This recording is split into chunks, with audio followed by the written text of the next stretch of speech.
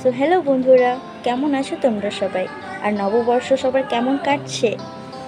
তো বিকেল হয়ে গেছে এখন, আর আমার ফাস্টফুড খেতে খুবই ইচ্ছে করছে।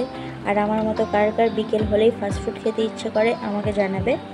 তো রোজ রোজ তো আর ফাস্টফুড খাওয়া ঠিক না, তো চলো রান্নাঘরে বাড়িতেই বানিয়ে ফেলি কিছু।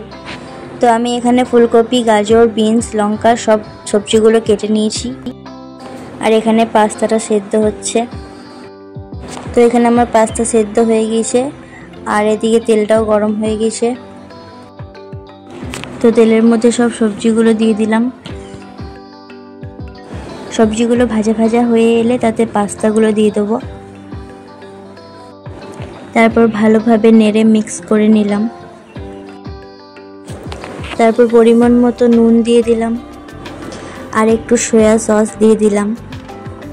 তারপর আবারও ভালোভাবে নেড়ে নিতে হবে।